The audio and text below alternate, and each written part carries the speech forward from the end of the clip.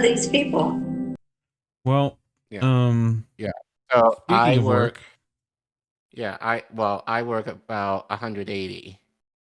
180. Good for Well, you. in in classroom time. Like doesn't count what I have to do outside of that, plus weekends and maybe some vacations, depending on Nice. what's going on. Cool. So yeah. But speaking of going for the kit and caboodle, Mm-hmm. I did that kind of. Nice. Um, so many of you know, we did a special stream on this back in November. Yeah, November. Hmm. Jesus Christ. It's like it's already middle of March already. Um,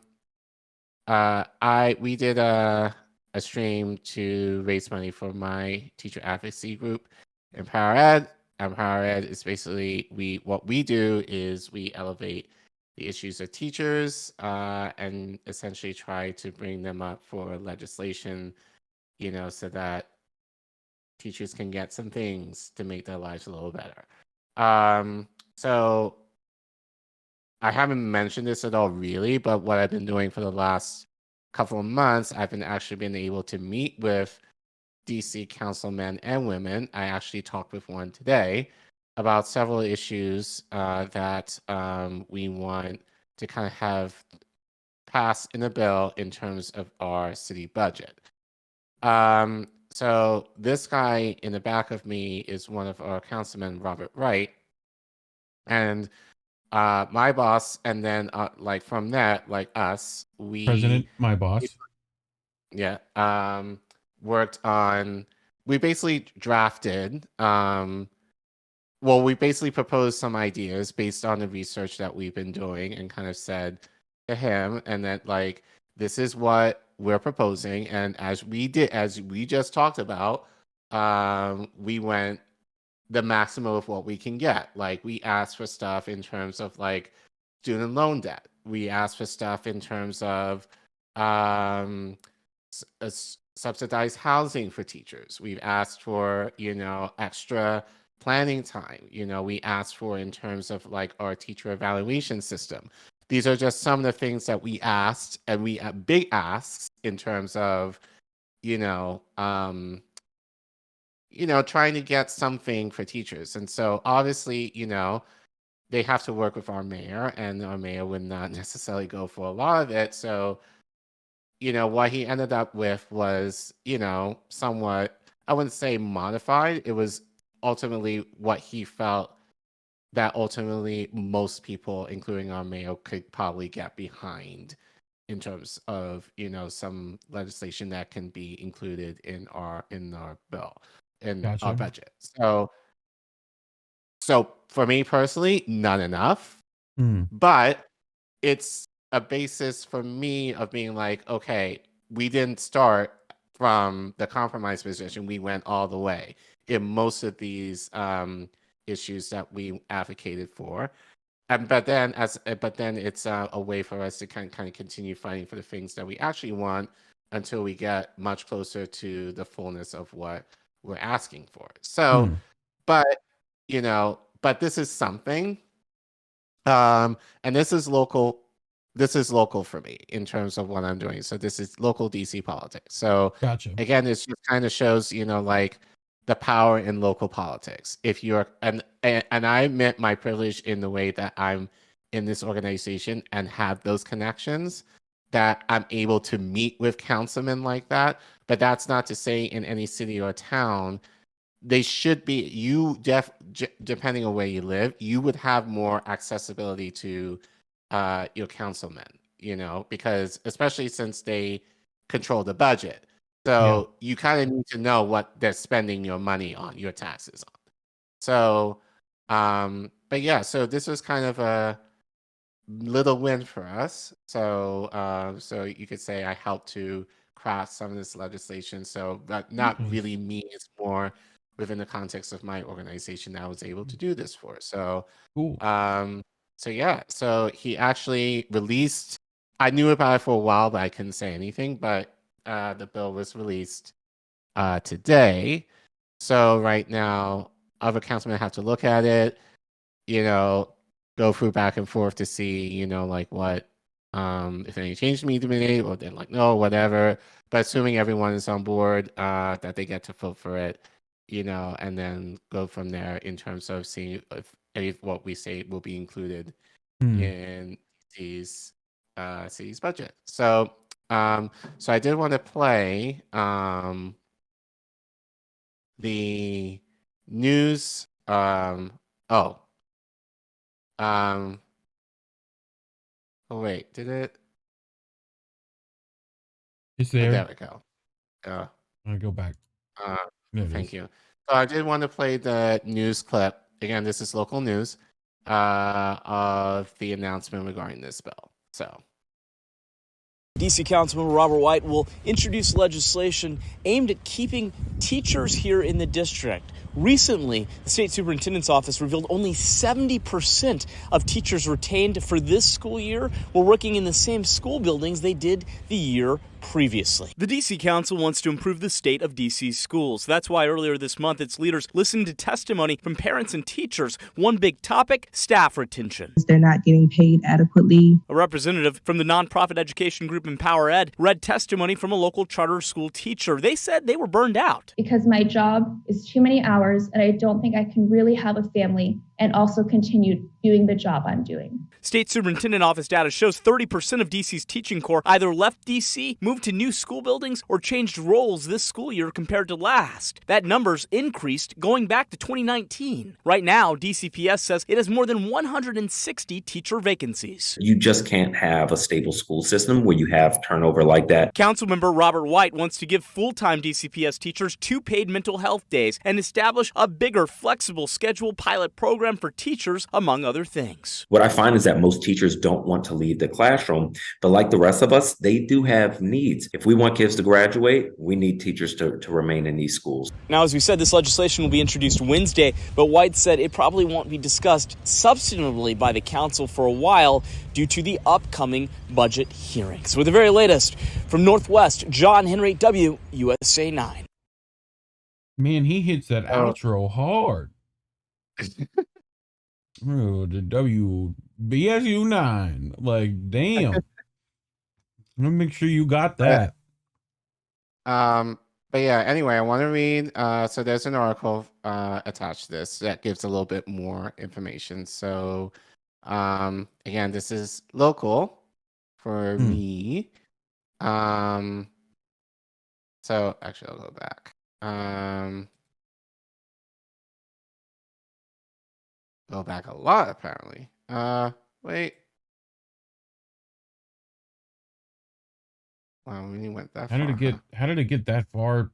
There's the video. Oh, there's a video, but let's do this first. So, DC Council member to introduce new bill to recruit, retain teachers. Data shows only 70% of teachers in DC were retained to work in the same role in the same school building this school year compared to the last. So this was written by John Henry. And he writes, no. Oh, I went backward. That's why. No, go the yes. There Warmer. There. Red hot. All right. On Wednesday, at-large DC Councilmember Robert Wright is expected to introduce a bill that would provide 2 paid mental health days, not classified as sick leave, to all full-time educators in the District of Columbia, and require the Office of the State Superintendent of Education, OSSE, to establish a flexible scheduling pilot program. In early March, OSSE revealed only 70% of teachers in DC were retained to work in the same role in the same building this year compared to last. The data showed the retention percentage was 74% from 2020 to 2021 to 2021 to 2022. It was 81% the year prior to that. You can't just have a stable school system when you have turnover like that, White said. White's legislation will also require DCPS to provide a wellness coordinator in certain schools identified to have a high number of at-risk students and a high teacher turnover rate. It also calls for the creation of a fair paraprofessional compensation task force and for DCPS to conduct exit surveys for teachers where it provides the results to the public annually. So I want to pause there for a second. So essentially part of this legislation includes as I said, a wellness coordinator for certain schools. Mm. But it also includes a paraprofessional task force. So paraprofessionals basically are assistant teachers. Yeah. They get paid shit. ESE, ESL. So yeah. You know. And many times paraprofessionals, not always, are usually from DC. You know, born and raised, you know, worked the system, working very hard. You know, these are essentially assistant teachers, but depending on the school, they work as if like they're leads, and they don't get compensated accordingly.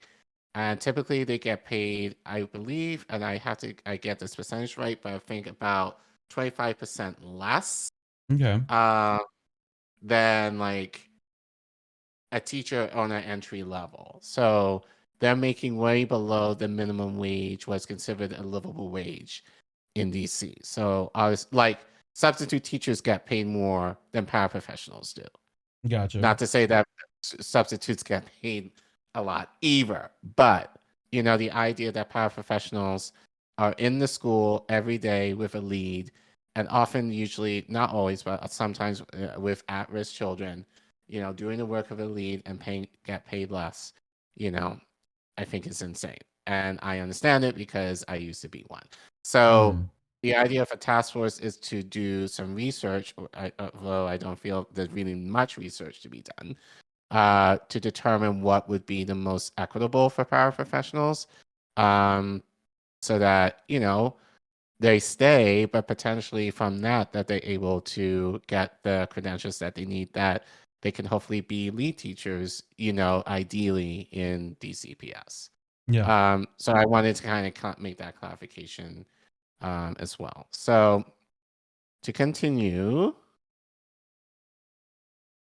thank you. Yeah, I read that. We're just trying to legislate what teachers are saying they need to stay in our system, White said. We want kids to graduate. We need teachers to stay in these schools. The issue of teacher retention has been long discussed in the district. The DC Council listened to testimony from teachers and education experts repeatedly during a performance oversight hearing on education on March 1st. The nonprofit education organization, PARED, that's my organization, read testimony from an anonymous charter school teacher in DC who said they were burnt out. Because my job is too many hours and I don't think I can really have a family and also continue to doing the job I'm doing. Yvette Alanano of EmpowerEd read. Washington Teachers Union President Jacqueline Pogue Lyons said she was happy the legislation would be introduced to the council, as retention is a major problem of the union thinks about daily. She added she is excited about the possibility of teachers having wellness days in the district. She also said there needs to be more transparency around staff exit surveys. We're also looking forward to teachers having more flexibility in their schedule, Pogue Lyons said. We're hopeful that will be a way for getting and keeping teachers. WUSA 9 contacted DCPS for comment regarding the state of the school system's retention efforts. DCPS provided the following statement. At DC Public Schools, we believe that talent is a key lever for educational equity, and we're focused on the recruitment, selection, development, and retention for the most talented teachers and school leaders in the country. As a district, we work diligently to ensure our school staff have the tools, development, and resources to be successful and have robust strategies in place to retain valuable members of our educated workforce. Thanks to Mayor Bowser's commitment to education evidence through consistent investment, we're excited to have agreements with our school's principals and teachers unions that reflects higher salaries and a fair contract. We take action to retain our returnable talent and attract more of the best to the system. Just a pause there. What does that sound like to you? Flowery language that's not necessary. Yes. I mean, it seems like a lot of platitudes and, you know, Mayor Bowser, who you talked about, is not great on anything. No. Has she had a commitment to education, Collin? Mayor Bowser? Not to public schools. Oh, okay. Not to public schools. Private schools, though. Not private schools necessarily.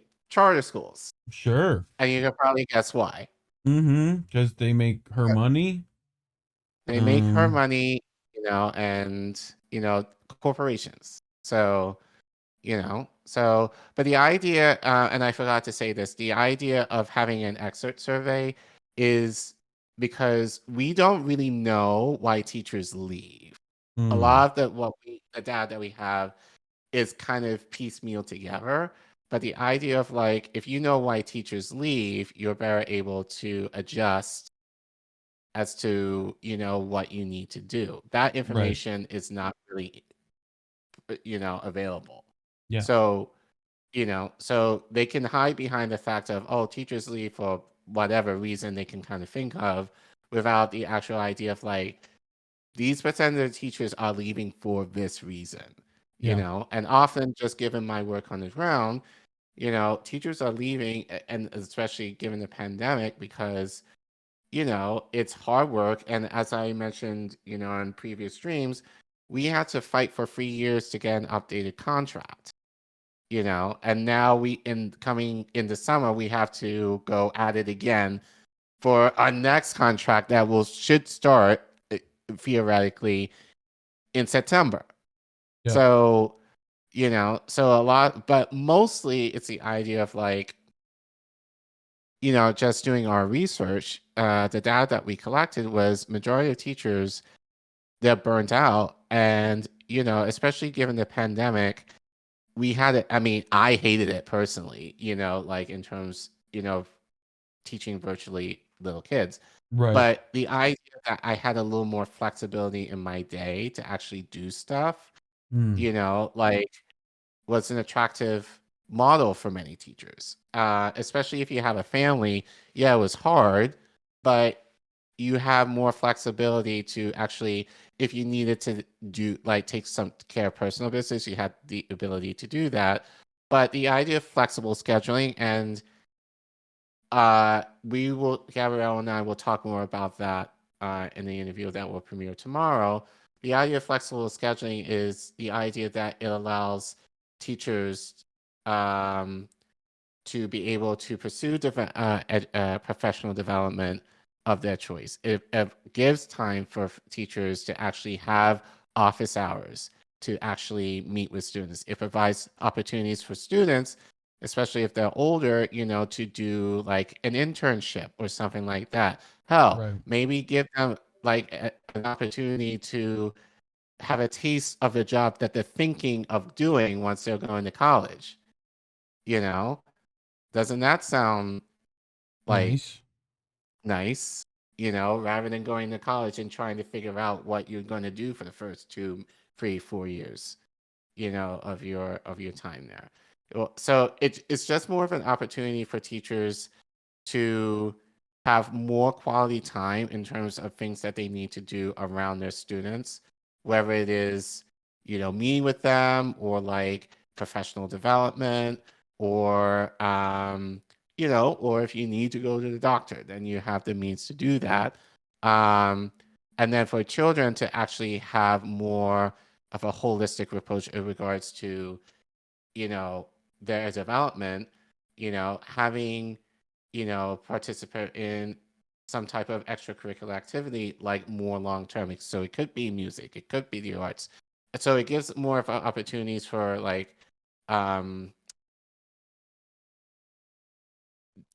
different programs and organizations to be able to come in and support the work that teachers are doing, in school. So that's what we talk about in regards to in basically flexible scheduling. So it's not just like, oh, teachers teach virtually. No, it's the idea of, though it could be that depending on the school, but it's mostly the idea of giving teachers some built-in time within their week or day so that they have more quality time to actually pursue the things that will best help their students.